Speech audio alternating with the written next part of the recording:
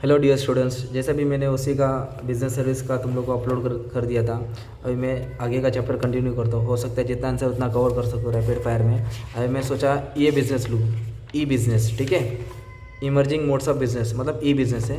तो पहले डिस्टिंग्विश पढ़ाता हूँ, फिर आगे का मैं रिपीट करता हूँ। डिस्टिंग्विश है 105 पेज नंबर पर, ठीक है। तो ई बिज़नेस मतलब क्या होता है? Online business.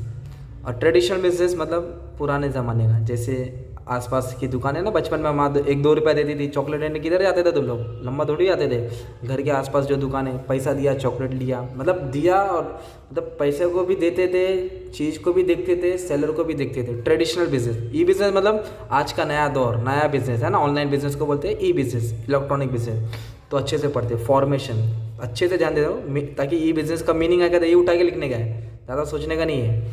तो फॉर्मेशन मतलब स्टार्ट करना। तो फॉर्मेशन का मतलब क्या है? अभी मुझे बताओ, चाय जल्दी बनेगा बिरयानी जल्दी बनेगा? चाय जल्दी बनेगा बिरयानी? चाय को बनाने में कितना, 15 मिनट, बिरयानी को बनाने में 1.5-2 घंटा। तो फॉर्मेशन मतलब कौन सा बिजनेस जल्दी स्टार्ट होता है। E business it is easy to start. Business करना एकदम आसान है, ज़्यादा टाइम नहीं लगता है, ज़्यादा खर्चा नहीं लगता है। बट ट्रेडिशनल बिजनेस को स्टार्ट करने में बहुत वक्त लगता है, बहुत टाइम जाता है, ठीक है। तो कैसे लिखा? Traditional business takes lengthy and complicated procedure. Lengthy procedure, बात खत्म। It takes time. E business it is easy to start. हो गया फर्स्ट पॉइंट, फॉर्मेशन। सेकेंड है setting up cost. Setting up cost मतलब बिजनेस को स्टार्ट करने का खर्चा।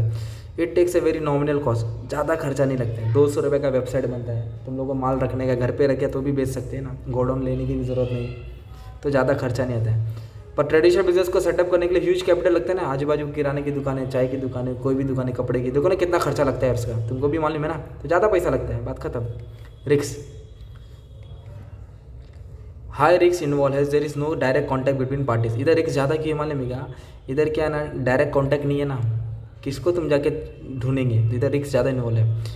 इधर ट्रेडिशनल बिजनेस में लेस रिस्क है, क्योंकि एक पार्टी दूसरी पार्टी से इंटरेक्ट करता है, कुछ भी चीज़ डिफेक्टिव हुआ सामने सामने फटक से जाके रिटर्न कर सकता है ना, इधर बहुत टाइम जाता है ई बिजनेस में। पर ट्रेडिशनल बिजनेस में एकदम रिस्क थोड़ा कम है। स्कोप क्या क्या कवर करता है, कितना एरिया कवर करता है ई बिजनेस में, ऑनलाइन बिजनेस में ये पूरा वर्ल्ड कवर करता है, पूरी दुनिया से भी लोग, कस्टमर तुम लोग अट्रैक्ट कर सकते हो। तो ई बिजनेस कवर एंटायर वर्ल्ड, बस इतना लिखने का। और ट्रेडिशनल बिजनेस, तुम्हारा आसपास की किराने की दुकानें कहाँ से आते हैं? इंग्लैंड से आते हैं क्या खरीदने? जापान से आते हैं क्या? आजू बाजू तो रहते ना यार। तो traditional business has limited particular area, आसपास के इलाका बस कम, मेरी पूरी दुनिया, ठीक है। कस्टमर इंटरेक्शन, ई बिजनेस में कस्टमर इंटरेक्शन नहीं पॉसिबल है, क्योंकि ऑनलाइन बिजनेस करते तो लैपटॉप में क्या उसका चेहरा थोड़ी दिखता है। तो there is absence of face to face interaction, इधर फेस टू फेस देख पाते नहीं है। पर ट्रेडिशनल बिजनेस में there is possible of face to face interaction. अभी तुम लोग दुकान से कुछ भी चीज़ खरीदेंगे, सेलर का हाथ देखेंगे, उसका चेहरा दिखेगा, है ना, तो इंटरेक्शन होता है, बातें होती है, इधर पॉसिबल है, ई बिजनेस में पॉसिबल नहीं है। फिजिकल इंस्पेक्शन, ई बिजनेस में तुम लोग क्या है, ऑनलाइन चीज़ खरीद रहे हैं तो तुम उसको छू भी नहीं सकते। तो अगर हम लोग मतलब जीन्स है तो तुमको शीशे में देखना पड़ेगा, जूम करके देखना पड़ेगा, अच्छा है का नहीं है, ख़राब है, तो इंस्पेक्ट नहीं कर सकते, चेक नहीं कर सकते, वेरीफाई नहीं कर सकते। ट्रेडिशनल बिजनेस में मतलब क्या, अगर तुम लोग कपड़ा खरीदने जा रहे हैं दोस्त के साथ, तो फिर दोस्त को बोले भाई तू जीन्स उधर से खींच, मैं इधर से खींचता हूँ, अरे हाँ यार टाइट है, मस्त यार, चल लेते ना यार। तो इधर गुड्स को इंस्पेक्ट कर सकते, चेक कर सकते हैं ना, टेस्ट कर सकते, इधर पॉसिबल नहीं है। तो ये बिजनेस में फिजिकल इंस्पेक्शन पॉसिबल नहीं है, पर ट्रेडिशनल बिजनेस में पॉसिबल है, ठीक है। रिसोर्स, ये business resource focus on demand side, ये डिमांड साइड देखता है, ये सप्लाई साइड लिखता है, इसे उठा के लिख देना। डिलीवरी ऑफ गुड्स, भाई सीधी बात है ना, ये बिजनेस में आज गुड्स आज बुक करेगा तो कभी आता है 2 दिन 3 दिन 5 दिन, 5 बोल के साले लोग 7-8 दिन भी ले लेते कभी कभी, है ना, अपने साथ भी ऐसा हुआ था। ट्रेडिशनल बिजनेस में वैसा नहीं है, दिया लिया खत्म, इंस्टेंट, तुरंत फटाक से। अंकल चाय पत्ती दो, दिया पैसा, चाय पत्ती आ गया ना, तो इंस्टेंट होता है इधर, ठीक है। Usage, it is use to save valuable time, हाँ ये बिजनेस का एक फ़ायदा है कि टाइम बचता है, पैसा बचता है। और ट्रेडिशनल बिजनेस में यहाँ जाओ, रिक्शा पकड़ो, मार्केट में जाओ, धूप में गए, थक गए, गन्ने का जूस पिए, तो मतलब एक तरफ से ज़्यादा टाइम लगता है ना, खर्चा ज़्यादा है। एक्सेसिबिलिटी, तभी भी तुम इसको यूज़ कर सकते हो राउंड द क्लॉक, रात में, दिन में, शाम में। और ट्रेडिशनल बिजनेस का that is available during the limited time, दुकान का भी खुलता है सुबह 8 बजे, रात को 8 बजे बंद ना यार, इसके बाद तुमको नहीं मिलेगा, घर पे चले आएगा ना, इसका लिमिटेड टाइम है। Scope, more business can be done easily without any hassle, मतलब बिजनेस को आसानी से कर सकते हैं बिना रुकावट के। It is difficult to perform basic it is difficult to perform more business in this model, मतलब कभी कभी बिजनेस को करते करते तकलीफ होती है। तो 11 पॉइंट है, कम से कम 7-8 पॉइंट तो लिख सकते हैं यार, एकदम नकली आंसर है, रीड कर लेंगे तुमको मीनिंग आएगा। इसके ऊपर टॉपिक तो आने वाला ही है, तो ये अच्छे से पढ़ लेने का तुमको, ठीक है। ट्रू और फॉल्स में भी आ सकता है, ठीक है। अभी मैं ई बिज़नेस पढ़ा ना, अभी इसका मैं मेरिट्स पढ़ा था, ठीक है। तो धीरे धीरे आंसर कवर करता हूँ। मेरिट्स मतलब बेनिफिट्स, तो 98 पे टॉपिक है, ठीक है। Benefit of e business, E business का फ़ायदा क्या है, ई बिज़नेस से क्या फ़ायदा होता है। तो दिए 8 पॉइंट, 6-7 तो पढ़ते हैं अपन अच्छे से, ठीक है। तो फर्स्ट पॉइंट में स्टार्ट करता हूँ। तो what are the advantages of e business, merits, benefit. तो ई बिज़नेस का फर्स्ट फ़ायदा क्या दिया है, ईज़ ऑफ फॉर्मेशन। ईज मतलब आसान, बिजनेस को स्टार्ट करना एकदम आसान है। मैं बोला ना चाय बिरयानी, चाय कितना फटक से बनता है, तो वैसे ही है। The formation of E business is very easy, it is very simple procedure.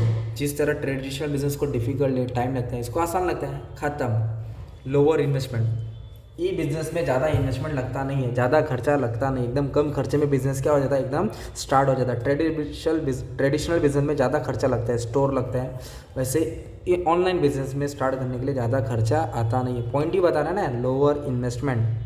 Third है कन्वीनियंस, कन्वीनियंस मतलब होता है एक तरफ से फ़ायदा समझ लो, मतलब आराम। तो इंटरनेट ऑफर कन्वीनियंस, 24 घंटा 7 दिन 365 दिन, 1 हफ्ता 365 दिन, मतलब ये कभी भी जाओ चालू रहेगा, कभी भी ऑपरेट करो चालू रहेगा, दिन रात तुम्हारा जब मन करे तभी भी बिजनेस, तुम कभी भी चीज़ को बुक कर सकते हो। Business is going on any time, कभी भी, and flexibility is available. Yes, E business is truly a business that has help and enhance the electrons, मतलब ई बिजनेस एक ऐसा बिजनेस तुम कभी भी चीज़ से खरीद सकते, बाय कर सकते हैं, कोई रुकावट नहीं आती इसमें, ठीक है। स्पीड, इधर स्पीड बहुत फास्ट है ना यार, जितना इंटरनेट फास्ट रहेगा, जैसे माउस के क्लिक पे पूरा बिजनेस रहता है ना, तो स्पीड भी इधर ज़्यादा है। तो बिजनेस, ई बिज़नेस का फ़ायदा क्या है, बिज़नेस को स्टार्ट करना आसान है, लोअर इन्वेस्टमेंट है, कन्वीनियंस आराम है, स्पीड है, बिजनेस एकदम तुरंत, ई बिज़नेस एकदम तुरंत काम करता है, एकदम फास्ट काम करता है। ग्लोबल एक्सेस, नेक्स्ट पॉइंट क्या है, ग्लोबल एक्सेस, मतलब ऑनलाइन बिजनेस, ई बिज़नेस का कोई बाउंड्री नहीं है, कोई भी सीमा नहीं है। One and it allow the seller can access to the global market, मतलब अपना बिजनेस को ग्लोबली भी लेके जा सकता है, ग्लोबल के भी कस्टमर अट्रैक्ट कर सकता है, ठीक है। ये फ़ायदा है इसके। Movement towards a paperless society, traditional business में क्या है, बिल बनाओ, पेपर बनाओ, ये सब, पर इसमें कैसा है, ज़्यादा कुछ पेपर वर्क की ज़रूरत नहीं है, इंटरनेट के थ्रू, इलेक्ट्रॉनिक मीडिया के थ्रू ये सब चीज़ हो जाता है। और 7th छोड़ दो, नकली दिया है, गवर्नमेंट क्या सपोर्ट करता है इसको, इजी पेमेंट, क्या बढ़ा है, ई बिजनेस से क्या तुम क्रेडिट कार्ड से भी पिन डाल के पेमेंट कर सकते हैं, फंड ट्रांसफर कर सकते हैं, या फिर कैश ऑन डिलीवरी। मैं तो बोलूँ कैश ऑन डिलीवरी अच्छा है, ज़्यादा टेंशन नहीं देगा, चेक करके पैसा दे देंगे। तो ये ई बिज़नेस का फ़ायदा है। क्या फ़ायदा है, easy formation, lower investment, convenience है, स्पीड भी है बिज़नेस को, ग्लोबल एक्सेस है, बाहर के भी कस्टमर को अट्रैक्ट कर सकते हैं, पेपरलेस काम हो रहा है, और इजी पेमेंट। तो ये फ़ायदा हो गया। जैसे किसी चीज़ का फ़ायदा होता है ना, वैसे नुकसान भी होता है। लिमिटेशन मतलब नुकसान, लिमिटेशन मतलब नुकसान, डीमेरिट्स, ओके। तो ये बिज़नेस का सबसे बुरा क्या है, लैक ऑफ पर्सनल टच। अभी हमारे जैसे हमारे घर पे पेरेंट्स हमारे लिए कुछ भी चीज़ बचपन में ख़रीद के लाते थे, तो खुद दुकान में जाते थे, चीज़ को देखते थे, चेक करते थे, चप्पल लेते थे, ऐसे मोड़ते थे, हाँ भैया ये अच्छा चप्पल है, इसको पैक कर दो, तो टच करते। हमारे इंडियन कस्टमर क्या था, चीज़ को टच करते, फील करते, फिर खरीदते। पर ऑनलाइन बेस में तो पर्सनल टच है नहीं ना, टच कर ही नहीं सकता, जब टच कर नहीं सकता तो भरोसा आ ही नहीं सकता। तो ये बिज़नेस की सबसे बुरी बात है पर्सनल टच।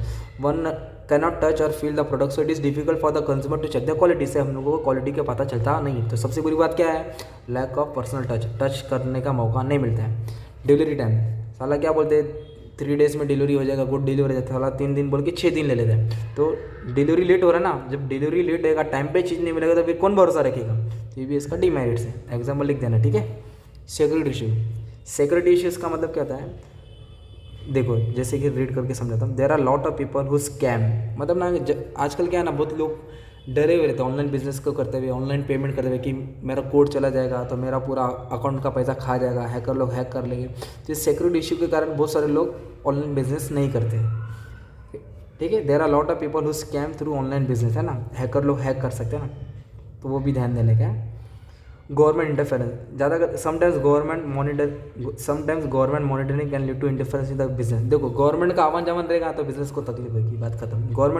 गवर्नमेंट से ताल्लुक बनाना मतलब थोड़ा बहुत तकलीफ भी झेलना पड़ता है, तो ये भी दिखा है। और इसमें रिस्क ज़्यादा है क्योंकि डायरेक्ट कॉन्टैक्ट नहीं है ना, तो इधर रिस्क क्या है, ज़्यादा है। तुम और भी पॉइंट लिख सकते हैं, lack of trust, lack of trust. Mostly Indian customer do not trust such type of business, क्योंकि हमारे इंडियन कस्टमर ज़्यादा इस टाइप के बिजनेस पे ट्रस्ट करते नहीं है। ठीक है, तो ये हो गया तुम्हारा लिमिटेशन। तो मैंने बेनिफिट भी पढ़ा दिया, लिमिटेशन भी पढ़ा दिया। बेनिफिट ज़्यादा IMPA रियल आंसर ज़्यादा आ सके। ठीक है, अभी एक आंसर है scope of e business, 96 page number पे। ई बिज़नेस का स्कोप क्या है? इसमें ना 6 सब टॉपिक दिए हैं, जैसे B2B, B2C। तो एक एक चीज़ अच्छे से समझाता हूँ। B2B नाम से मालूम पड़ता है, बिजनेस टू बिजनेस, मतलब इधर खरीदने वाला बेचने वाला दोनों भी बिजनेस होते हैं। क्या होते हैं? बिजनेस होते हैं। एक बड़ा बिजनेस, छोटा बिजनेस। छोटा बिजनेस क्या करेगा? उससे माल खरीदेगा। तो जो बिजनेस एक दूसरे बिजनेस से बिजनेस खरीदता है, माल खरीदता है, उसको B2B बोलते हैं। ठीक है, और B2C का मतलब क्या होता है? Business to customer. Business to customer. B2C are between business firm and consumer firm use their site for a range of marketing activities. These include promotion, product information, review about product, service delivery, etc. मतलब example क्या दे रहा है? फ्लिपकार्ट। जैसे तुम लोग कुछ भी mobile खरीदने गए, फ़ोन खरीदने गए, तो तुम लोग बुक करते हैं ना यार, तो कस्टमर किसके पास जाता है? बिजनेस के पास जाता है। ठीक है, वो है। और कस्टमर टू बिजनेस का मतलब क्या होता है? बिजनेस कस्टमर के पास आएगा, कुछ भी सर्विस है, कुछ भी चीज़ है, वो सब के लिए। तो C2B हो गया। तो इधर दिया है टैक्सी सर्विस, फूड डिलीवरी है ना, स्विगी, जोमेटो, ये कस्टमर टू बिजनेस है। और C2C मतलब एक कस्टमर दूसरे कस्टमर से ताल्लुक़ रखता है, रिलेशन रखता है। कौन सा? Business relation. जैसे OLX पे बेच दिया ना, जैसे तुमको जूना मोबाइल बेचने गया तो तुमने OLX पे अपना ऐड डाला, तो खरीदेगा कौन? कस्टमर ही खरीदेगा ना, तो C2C है। तो B2B, B2C, C2B, C2C मतलब ये ना कॉन्सेप्ट में आ सकता है तो दिमाग के लिए। और B2A मतलब बिजनेस टू एडमिनिस्ट्रेशन। एडमिनिस्ट्रेशन मतलब गवर्नमेंट हो गया। बिजनेस वाले भी एडमिनिस्ट्रेशन से ताल्लुक़ रखते हैं, जैसे टैक्स पे करना है, परमिट लेना है। और C2A मतलब कस्टमर, हम भी, जैसे कि लाइसेंस बनाना है, पासपोर्ट बनाना है, ऑनलाइन हो गया ना सब। तो ये बिज़नेस का मॉडल दिया है, scope of e business. Scope of e business. अब एक आंसर है, शायद से आ सकता है, थोड़ी रीड कर लेना। 99 पे ऑनलाइन ट्रांजेक्शन क्या आया? Online transaction. तो ऑनलाइन ट्रांजेक्शन का प्रोसीजर क्या है? तो पहला रजिस्ट्रेशन, सीधी बात है ना, डायरेक्ट वेबसाइट खुलेगी तो तुमको नाम, पता, address, birth, date of birth, ये सब डालना पड़ता है ना। तो रजिस्ट्रेशन में क्या क्या लगता है? रीड कर लेंगे, आ जाएगा, राइट। तो रजिस्ट्रेशन होता है। तो जैसे तुमने रजिस्टर कर दिया, फिर प्लेसिंग एन ऑर्डर, फिर तुम लोग ऑर्डर करेंगे। क्या करेंगे? ऑर्डर को प्लेस करेंगे। तुमको क्या चीज़ पसंद है, तुम उसको टिक मार्क करेंगे, कार्ट में डालेंगे, राइट। Placing an order. फिर ऑर्डर के बाद क्या होता है? पेमेंट। ऑर्डर बुक कर दिया ना, फिर थर्ड स्टेप है पेमेंट। पेमेंट मतलब फ्री में थोड़ी माल मिलेगा, तुमको पेमेंट करना पड़ेगा ना। तो पेमेंट ऑप्शन आता है, कैश या फिर क्रेडिट कार्ड। तो कैश ऑन डिलीवरी, माल लेके आएगा तब पैसा देंगे, चेक के देंगे, नेट बैंकिंग, क्रेडिट कार्ड। तो ये है पेमेंट। फिर हो गया, 3 स्टेप है ना, सिंपल तो आंसर। तुमने बुक किया रहेगा तो मालूम पड़ेगा, रजिस्ट्रेशन करने का, नाम, पता, एड्रेस डाल देने का, ऑर्डर प्लेस करने का, कौन सी चीज़ पसंद है शॉपिंग कार्ट में डाल देने का है, फिर पेमेंट करने का। तो पेमेंट कैसे करेंगे? ऑप्शन आएगा, वो डाल देने का ना, हो गया, खत्म। ऑनलाइन ट्रांजेक्शन क्या आएगा question? Procedure of online transaction. ठीक है, अब एक आंसर है, फिर ये आंसर रुक के फिर मैं स्टॉप हो जाता हूँ। ठीक है, outsourcing, very very IMP topic. ठीक है, एग्जाम में आने का ज़्यादा चांस है, इसको अच्छे से सुकून से पढ़ा था। ठीक है, आउटसोर्स, आउट बाहर, सोर्स, आउटसोर्स मतलब क्या करना? अपना कुछ जो काम अपने से नहीं हो रहा है वो किसी और को दे देना। सब की सीधी बात। सपोज तुम लोग चाइनीज़ भेल बना रहे हो, तो भेल तो खरीदना पड़ेगा, राइट। तुमको चाइनीज़ भेल बनाना था, पर चटनी ना तुम बना नहीं पा रहे, तो चटनी के कारण तुम्हारा बिजनेस फ्लॉप हो रहा है। तो तुम क्या करो? बिजनेस कंडक्ट करो, बिजनेस को चालू रखो, चटनी किसी और से खरीदो ना यार। तो चटनी का काम किसी और को दे दो, तो आउटसोर्स उसको ही बोलते हैं। जैसे कि कॉलेज वाले, कॉलेज होता है खुद का, मस्त कॉलेज होता है, फिर कैंटीन का टीचर लोग थोड़ी चलाते हैं। टीचर आगे खाना वाना वड़ा पाव बेचते हैं नहीं, कैंटीन फैसिलिटीज़ किसको दे देते? थर्ड पार्टी को दे देते ना, तो उसको बोलते हैं आउटसोर्सिंग। क्या बोलते हैं इसको? आउटसोर्सिंग। ठीक है, तो इधर एग्जाम्पल दिया है, right. Outsourcing is a process of contracting A business function, छोटा शॉर्ट में करता हूँ, टू स्पेशलाइज एजेंसी। किसको देंगे? टू स्पेशलाइज एजेंसी, ताकि कंपनी अपना मेन एक्टिविटी पे ध्यान दे सके, मेन एक्टिविटी पे ध्यान दे सके। तो इधर दिया है establishment such as shops, mall, housing, outsource facility like house, mall. लोग क्या करते हैं? अपना चीज़ को आउटसोर्स करते हैं। कौन सा? कैंटीन, साफ़ सफाई, सिक्योरिटीज़, उन लोग खुद नहीं रखते हैं ना। तो हर कंपनी में क्या कर रही है आजकल? आउटसोर्सिंग कर रही है, अपना कुछ हिस्सा थर्ड पार्टी को दे रही है। जैसे फॉर एग्जाम्पल बाइक, कोई भी कंपनी अपना बाइक बनाता है तो टायर MRF का डालता है, मतलब टायर खुद नहीं बनाता है, MRF से खरीदता है। तो उसने क्या किया? अपना कुछ हिस्सा आउटसोर्स कर दिया है। तो आउटसोर्स करने का क्या फ़ायदा है? कॉस्ट एडवांटेजेस, अपना क्या उस चीज़ का कॉस्ट बच जाता है ना, अपन टायर बनाएंगे उसका खर्चा क्या हो रहा है, बच जाता है, अपना टाइम भी बच जाता है, तो अपना ओवरऑल कॉस्ट का फ़ायदा हो रहा है। सेकंड पॉइंट क्या दिया है, एम्प्लॉयमेंट, एंटरप्रेन्योरशिप, मतलब जैसे कि मैं कुछ चीज़ आउटसोर्स कर दिया तो उन लोगों को जॉब्स मिलेगा, तो उन लोगों को भी दिमाग आएगा, तो उन लोग भी एंटरप्रेन्योर बिजनेसमैन बन रहे हैं ना, तो ये फ़ायदा हो रहा है ना अपने देश का। लोअर मैन पावर कॉस्ट, सब चीज़ हम ही करेंगे तो मैन पावर भी ज़्यादा लगेगा, जब चीज़ हमने बांट ही दिया है, जब थर्ड पार्टी को दे दिया है तो मैन पावर अपने लिए क्या हो जाएगा, कम हो जाएगा ना, तो कॉस्ट का फ़ायदा, एम्प्लॉयमेंट क्रिएट हो रहा है, मैन पावर का कॉस्ट भी क्या हो रहा है, कम हो रहा है। और नेक्स्ट पॉइंट क्या देना है, हाई क्वालिटी सर्विस, याद रखो, इतना बड़ा पॉइंट मत पढ़ो, high quality service, page number 101। High quality service का मतलब क्या होता है मालूम है, मतलब जो चीज़ हमसे नहीं हो रहा था उसके कारण हम लोग सर्विस नहीं दे पा रहे थे बराबर, अब हम वो चीज़ आउटसोर्स कर दिए, थर्ड पार्टी को दे दिए, फिर हम लोग अपनी कस्टमर को गुड क्वालिटी सर्विस प्रोवाइड करें। जैसे कि mostly the task are given to the people who are skilled in the particular field, this provide us with a better level of service, इसके कारण हम बहुत अच्छी सर्विस प्रोवाइड कर रहे हैं कस्टमर को, तो ये है आउटसोर्सिंग का फ़ायदा। कोर प्रोसेस, कोर का मतलब होता है मेन एक्टिविटी, कंपनी जिस कंपनी का मेन एक्टिविटी है ना अभी डिस्टर्ब नहीं होगा, क्योंकि हमारा जो छोटा मोटा काम था हमने किसी और को दे दिया है, सिर्फ उधर से सिर्फ सामान लाना रहता है ना, तो कंपनी अपना कोर प्रोसेस पे ध्यान दे रहे हैं।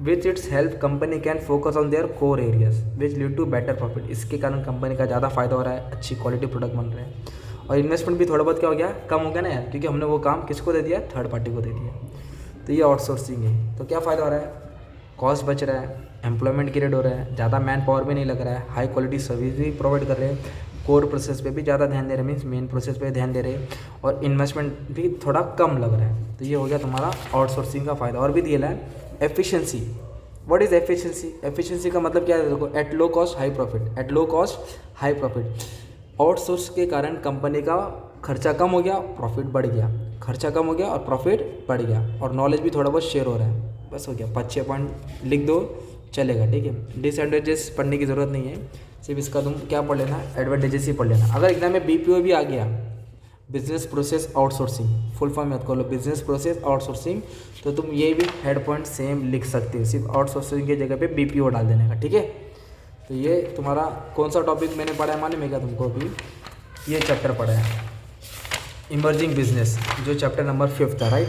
मैं सोचा और भी चैप्टर कवर कर लेता हूँ, ठीक है, ये वाला चैप्टर कवर कर लेता हूँ, कौन सा, बहुत मस्त चैप्टर है, सोशल रिस्पॉन्सिबिलिटीज़, सोशल रिस्पॉन्सिबिलिटीज़ पढ़ेंगे तो मज़ा आएगा तुमको, ठीक है।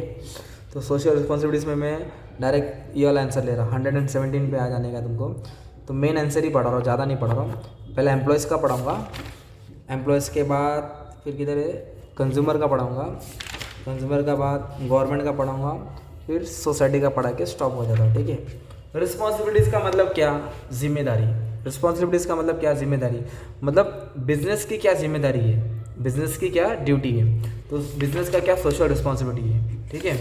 तो आंसर की शुरुआत, चलो ठीक है करता हूँ, मीनिंग बाद में देखते हैं। तो पहले अपन रिस्पॉन्सिबिलिटी टूवर्ड्स क्या पढ़ रहे मालूम है, एम्प्लॉयज़ पढ़ रहे, क्या पढ़ रहे, एम्प्लॉयज़, 117 पेज नंबर, मतलब मान लो मैं बिजनेसमैन हूँ और तुम लोग जो सुन रहे हो एम्प्लॉयज़ हो, तो तुम लोग कंपनी से क्या उम्मीद कर रहे हो, what do you expect from the company, company का क्या ड्यूटी है तुम्हारे तरफ, कंपनी का क्या फ़र्ज़ है, क्या ऑब्लिगेशन है, तो कंपनी अपने एम्प्लॉयज़ के लिए क्या करना चाहिए, तो करो स्टार्ट, ठीक है।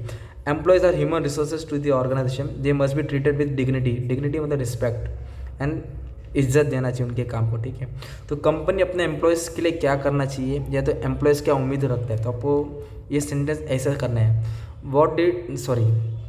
फिर से, what do employ expect from the businessman, क्या एक्सपेक्ट करते हैं एम्प्लॉयज़, और what are the responsibility of business towards employees, तो तुम लोग एम्प्लॉय से क्या उम्मीद करते हैं, जॉब सिक्योरिटी, एम्प्लॉयज़ क्या बोलता है, मेरा जॉब सिक्योरिटी होनी चाहिए, मेरा जॉब सिक्योर होना चाहिए, सेफ होना चाहिए, मुझे टेम्पररी जॉब पे मत रखो, टेम्पररी रखेगा तो इंसल्ट मिलेगा, मुझे क्या है परमानेंट जॉब दो, तो परमानेंट जॉब मिलेगा ना, जॉब सेफ रहेगा ना, तो पीस रहेगा, शांति रहेगा, तो अच्छे से काम करेगा।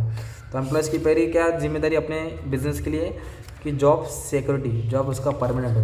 दूसरा है फेयर रेम्यूनरेशन, रेम्यूनरेशन मतलब पैसा पानी, पगार, तो एम्प्लॉयज़ ये उम्मीद करता है कि मुझे पगार अच्छी हो, और पहली बात तो मुझे टाइम पे पगार मिले, जैसे महंगाई बढ़ती जा रही, मेरे पगार भी थोड़ा बहुत बढ़ते जाए, इंसेंटिव्स मिले, अलाउंस मिले, ट्रैवलिंग अलाउंस मिले, तो इस तरह एम्प्लॉयज़ को मिलेगा तो मोटिवेटली दिल से वो एप्लीकेशन और डेडिकेशन से काम करेगा, दिल और दिमाग से काम करेगा ना यार।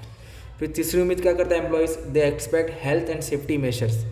मतलब मशीन्स में तुम उसको काम कर रहे हो, अभी तुम उसको सेफ्टी मेजर नहीं देगा, हाथ वो जल जाएगा, कट जाएगा ना यार, तो फिर एम्प्लॉयज़ थोड़ी काम करेंगे। तो एम्प्लॉयज़ यही उम्मीद करता है कि मुझे साफ़ सुथरी जगह दो और सेफ्टी मेजर्स दो। देखो दिया भी है, business should protect health and hygiene of the employees का ख्याल करना चाहिए। कैंटीन, मेडिकल, सब सैनिटाइजेशन अच्छी फैसिलिटीज प्रोवाइड करे, मशीन की मरम्मत करे ताकि एक्सीडेंट ना हो, हैंड ग्लोव्स हो, मतलब एम्प्लॉयज़ की ख्याल रखें। गुड वर्किंग कंडीशन क्या दिया है, अभी एम्प्लॉयज़ एक कंपनी में काम करना है तो क्या अंधेरे में बिठा देंगे, लाइटिंग होनी चाहिए, वेंटिलेशन, हवा का आना जाना, ड्रिंकिंग वाटर, ये सब फैसिलिटीज़ प्रोवाइड होनी चाहिए।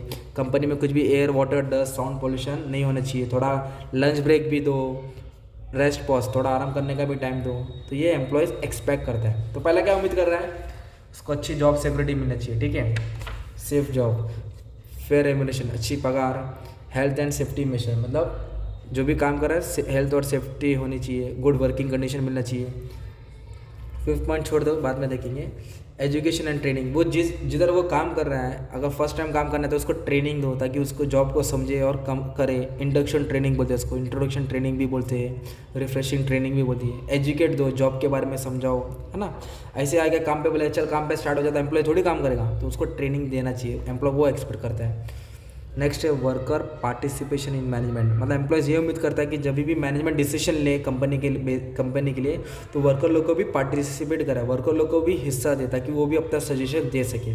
ये एम्प्लॉयज़ उम्मीद करता है, ये एम्प्लॉयज़ उम्मीद कर रहा है। क्या उम्मीद करता है, the worker want that they should also be participated in management while taking decision.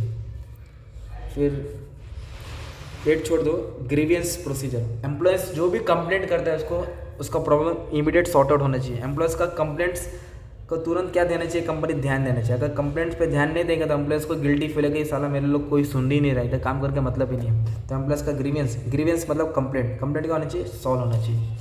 तो तुमने भी एक आंसर पढ़ा, कौन सा पढ़ा, रिस्पॉन्सिबिलिटीज़ टूवर्ड्स एम्प्लॉयज़। तो एम्प्लॉयज़ क्या उम्मीद करता है, जॉब सिक्योरिटी, अच्छा जॉब होना चाहिए, फेयर रेम्यूनरेशन मतलब अच्छी पगार, सेफ्टी मेजर्स होना चाहिए, गुड वर्किंग कंडीशन होना चाहिए, और बाद में एजुकेशन ट्रेनिंग मिलना चाहिए जॉब के रिलेटेड। वर्कर लोग को पार्टिसिपेट कराओ मैनेजमेंट में डिसीजन लेने के लिए। और ग्रीवियंस मतलब जो भी कंप्लेंट है एम्प्लॉयज़ का इमीडिएट सॉर्ट आउट होना चाहिए। तो ये एम्प्लॉयज़ चाहता है किससे, बिजनेसमैन से। ये बिजनेस की ड्यूटी है, रिस्पॉन्सिबिलिटी है टुवर्ड्स एम्प्लॉयज़। तो अभी एक टॉपिक इसमें मैंने ख़त्म किया सोशल रिस्पॉन्सिबिलिटीज़ में। अभी 119 पेज नंबर पे दूसरा टॉपिक दिया है, कौन सा टॉपिक है, रिस्पॉन्सिबिलिटी टूवर्ड्स कंज्यूमर। तो भी मान लो तुम लोग कस्टमर हो, तो कस्टमर हो तो कंपनी से क्या उम्मीद करते हो, what do you expect from the company, company तुम्हारे लिए क्या करना चाहिए, या what are the responsibility of business toward consumer. तो ऐसे कंज्यूमर, पहली बात तो कंज्यूमर कौन है, मार्केट का राजा, बादशाह है।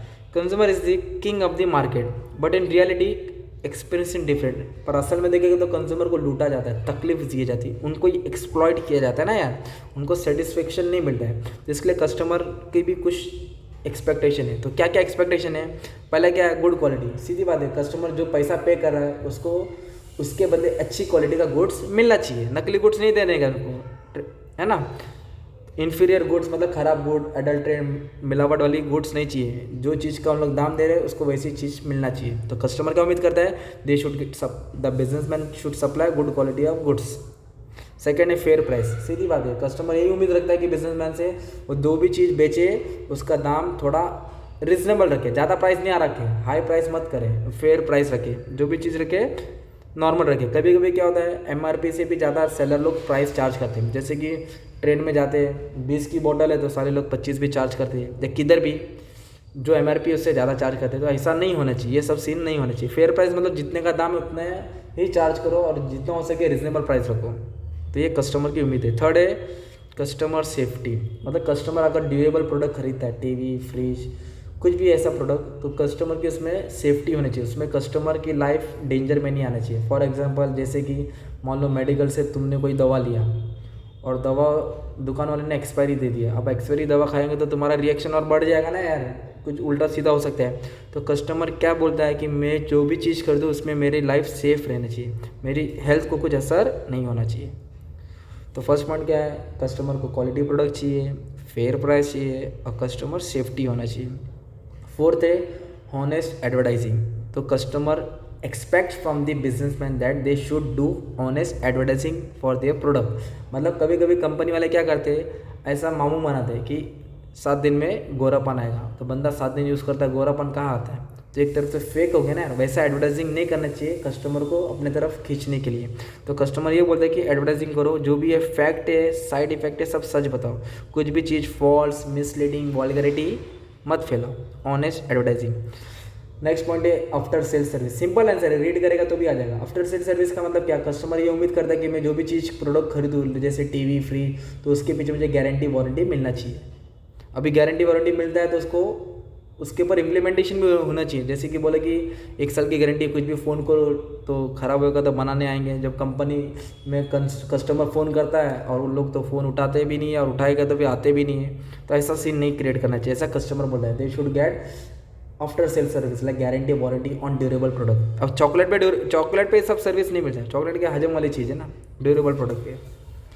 कस्टमर बोलते हैं रिसर्च करो, डेवलपमेंट करो, प्रोडक्ट के ऊपर रिसर्च करके बैटर पे बैटर बनाते जाओ ताकि हमको भी यूज़ करने में मज़ा आए। जैसे आईफोन देखो, 5 था, 6 आया, 7 आया, 8 आया, 9 आया, 10 आया, 11 आया, 12 आया, तो ऐसे आते जा रहे हैं ना। तो कस्टमर उम्मीद करता है कि बिजनेसमैन एक्सपेक्ट करता है कि रिसर्च करके नया प्रोडक्ट डेवलप करो। और क्या पॉइंट है? Regular supply. मतलब कभी भी कस्टमर मार्केट में जाए तो उसको चीज़ मिलते रहे, रुके नहीं। मतलब ऐसे नहीं कि आज जाए तो कल मिले नहीं। तो रेगुलर सप्लाई, बिजनेसमैन अपना गुड्स सप्लाई डेली करते रहना चाहिए। और कंप्लेंट इधर भी आ गया, जैसे एम्प्लॉयज़ पे था ना, कस्टमर जो भी कंप्लेंट्स करे प्रोडक्ट के रिलेटेड, कंपनी उसका कंप्लेंट सुनना चाहिए और तुरंत सॉल्व करना चाहिए। Quick and effective grievance ड्रेसल system होना चाहिए। ठीक है, बस ज़्यादा पॉइंट हो गया कस्टमर के लिए, बस हो गया। तो अपन ने भी क्या पढ़ा है? Responsibilities towards customer. तो एक मैंने एम्प्लॉयज़ का पढ़ाया और एक कस्टमर का पढ़ाया। तो 2 आंसर बहुत IMP है, दोनों भी आने का चांस है। अभी 3rd आंसर है गवर्नमेंट, माई बाप है जो सबका। तो मान लो हम लोग बिजनेस कर रहे हैं, तो गवर्नमेंट भी हमसे कुछ उम्मीद करता है, एक्सपेक्ट करता है कि बिजनेस में ऐसा बिजनेस कंडक्ट करना चाहिए, है ना। तो what do the government expects from us? तो what are the responsibility of business toward government? Business government के लिए क्या करना चाहिए, ये सवाल है। तो फर्स्ट पॉइंट है, गवर्नमेंट क्या उम्मीद करता है? Payment of tax. तो गवर्नमेंट बिजनेसमैन से उम्मीद करता है, एक्सपेक्ट करता है कि बिजनेसमैन अपना जो भी टैक्स है, जो भी GST है, टाइम पे करे। सेल्स टैक्स, इनकम टैक्स, है ना। टैक्स आएगा तो ही तो गवर्नमेंट आगे का काम करेगा, रोड डेवलपमेंट, इंफ्रास्ट्रक्चर बनेगा ना। तो गवर्नमेंट को क्या उम्मीद करता है कि पेमेंट ऑफ टैक्स, टाइम पे टैक्स पे करे। कौन? बिजनेसमैन। किसको दे? गवर्नमेंट को दे। Second, observing rules and regulation. Government जो भी रूल्स बना रहा है इंडस्ट्री के रिलेटेड, बिजनेस के रिलेटेड, वो गाइडलाइन बिजनेसमैन फॉलो करना चाहिए। फॉलो नहीं करेगा तो बिजनेसमैन को ही तकलीफ, फाइन लगेगा, पेनल्टी लगेगा, तुम्हारा बिजनेस रुकेगा। तो गवर्नमेंट क्या उम्मीद कर रहा है? जो भी रूल्स बनाया बिजनेसमैन इसको फॉलो करना चाहिए। थर्ड है foreign exchange, earning foreign exchange. Government दुआ करता है कि इंडिया का जो भी बिजनेसमैन है वो बड़े पैमाने पे हो, बड़ा हो, ताकि लोग एक्सपोर्ट करे। एक्सपोर्ट करेगा तो बाहर का पैसा इंडिया में आएगा। बाहर का पैसा किधर आएगा? इंडिया में आएगा। तो अपने देश को फ़ायदा ना। तो बिजनेस को क्या करे? एक्सपोर्ट करे ताकि फॉरेन एक्सचेंज अर्न करे, ठीक है, जिसमें देश का फ़ायदा हो। तो गवर्नमेंट का उम्मीद कर रहा है time to time tax pay करे सामने वाला, रूल्स एंड रेगुलेशन फॉलो करे, foreign exchange, earning foreign exchange मतलब बाहर से पैसा कमाए, मतलब गुड्स एक्सपोर्ट करे तो बाहर का पैसा अंदर आएगा। इकोनॉमिक डेवलपमेंट मतलब बिजनेस को, गवर्नमेंट क्या बोलता है बिजनेसमैन को, तुम अपने बिजनेस को इतना फैलाओ ताकि अपना देश का डेवलपमेंट हो, देश की तरक्की हो। सोशो इकोनॉमिक पॉलिसी मतलब गवर्नमेंट जो भी रूल्स, जो भी सोसाइटी और इकोनॉमिक के ऊपर पॉलिसी बनाए, उस पॉलिसी में बिजनेसमैन गवर्नमेंट की हेल्प करना चाहिए। सजेशन टू गवर्नमेंट, कभी कभी बिजनेसमैन कंपनी भी गवर्नमेंट को सजेस्ट करे कि किस तरह बिजनेस का कानून हो, पॉलिसी बनाते वक्त गवर्नमेंट की हेल्प करना चाहिए। ये वाला पॉइंट बहुत मेन है, रिश्वत वाला पॉइंट है। नो फेवर, गवर्नमेंट क्या बोलता है बिजनेसमैन को कि ना तुम है ना किसी भी ऑफिसर्स को रिश्वत मत दो। पॉइंट रीड करके समझाता हूँ। द कमर्शियल ऑर्गेनाइजेशन मतलब company should not take any favour from government, अपने काम के लिए गवर्नमेंट से फेवर नहीं लेना चाहिए ऑफिशियल से, बाय ब्राइबिंग और इन्फ्लुएंसिंग देम। ब्राइबिंग मतलब रिश्वत, अपनी ओर खींचना, पार्टी देना, गाड़ी देना, ये देना, वो देना, टेबल का नीचे वाला, ये सब सीन नहीं क्रिएट करना चाहिए। ऐसा बिजनेसमैन को बोलता है कौन? गवर्नमेंट, ताकि सब गलत है ना इसके लिए। और ये वाला पॉइंट तो बहुत मस्त है, contribution to government treasury. Treasury मतलब तिजोरी, गवर्नमेंट की तिजोरी।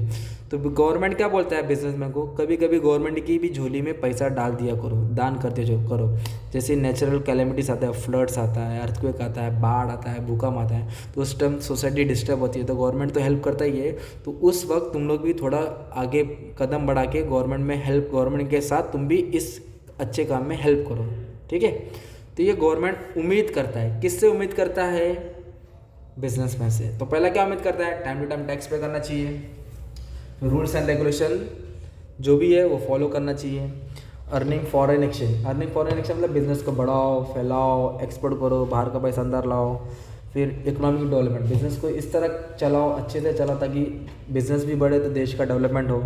सोशल इकोनॉमिक पॉलिसी पे को फॉलो करो, गवर्नमेंट को सजेस्ट करो, एडवाइस करो रूल्स बनाने में।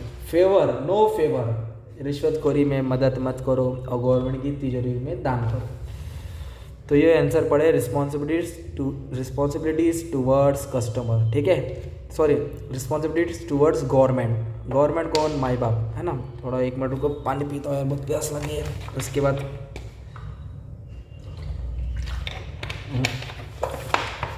इसके पहले वाला भी लेक्चर कंटिन्यू था ना, तो थक गया। तो अभी ये लास्ट आंसर पढ़ के थोड़ा रुक जाता हूँ, ठीक है। तो अभी कौन सा आंसर पढ़े हम लोग, रिस्पॉन्सिबिलिटीज टूवर्ड्स सोसाइटी। ये भी IMP आंसर है, गवर्नमेंट के जैसे ज़्यादा सेम लिख सकते हैं। मान लो सोसाइटी है, मतलब ये बहुत बड़ा, ये सोसाइटी है और बीच में बहुत बड़ी कंपनी है। तो ये सोसाइटी वाले बिजनेस से क्या उम्मीद करें, या बिजनेस का क्या ड्यूटी है सोसाइटी की तरफ, है ना। तो सबसे पहला पॉइंट क्या है, प्रोटेक्शन ऑफ एनवायरनमेंट। सोसाइटी वाले क्या बोले, तुम बिजनेस को करो, अच्छे से करो, पर हमारा एनवायरनमेंट को डैमेज मत करो, हमारा हवा पानी को डिस्टर्ब मत करो, है ना। तो पॉल्यूशन क्रिएट करता है ना बिजनेसमैन। तो सोसाइटी वाले ये बोलते हैं कि air pollution, water pollution, industry से जो हो रहा है वो कम करो, बाकी कुछ नहीं है। और दूसरा बात क्या बोले, maximum use of resources. Society वाले यही बोलते हैं बिजनेसमैन को, जितना हो सके रिसोर्स को उतना यूज़ करो, वेस्टेज मत करो, रिसोर्स को ऑप्टिमाइजली यूज़ करो। अगर ऑप्टिमाइजली यूज़ करेंगे तो तुम लोग को एफिशिएंट यूज़ करेंगे तो तुम्हारा बिजनेस क्या होगा, एफिशिएंट बनेगा, at low cost high return, तुमको ही फायदा होगा। तो मतलब वेस्टेज नहीं करना है। थर्ड पॉइंट है रिजर्वेशन ऑफ वीकर सेक्शन, मतलब कुछ जॉब है ना वीकर सेक्शन के लिए रिजर्व रखो ताकि उन लोग को भी जॉब मिले, तो उनका फाइनेंशियल कंडीशन दूर हो वगैरह वगैरह। मतलब सोसाइटी वाले क्या उम्मीद करते हैं बिजनेसमैन के लिए, कुछ जॉब है ना वीकर सेक्शन के लिए क्या करना चाहिए, रिजर्व करना चाहिए। This people expect financial and other help from business unit, उन लोग को कुछ फाइनेंशियल हेल्प भी मिल जाएगा ना इसके लिए। Development of backward region, society वाले क्या बोलते हैं बिजनेसमैन को, कंपनी को, कि तुम अपना बिजनेस को खूब फैलाओ। बैकवर्ड एरिया मतलब गांव खेड़े में बिजनेस को स्टार्ट करो। अगर गांव खेड़े में स्टार्ट करेंगे ना तो उधर के लोगों को जॉब्स मिलेगा, इधर लोगों को जॉब मिलेगा तो उनके पास पैसा आएगा फिर उन लोग की स्टैंडर्ड लिविंग बढ़ेगी। तो डेवलपमेंट ऑफ बैकवर्ड रीजन, इस तरह जो बैकवर्ड एरिया वो भी क्या होगा, डेवलप हो जाएगा।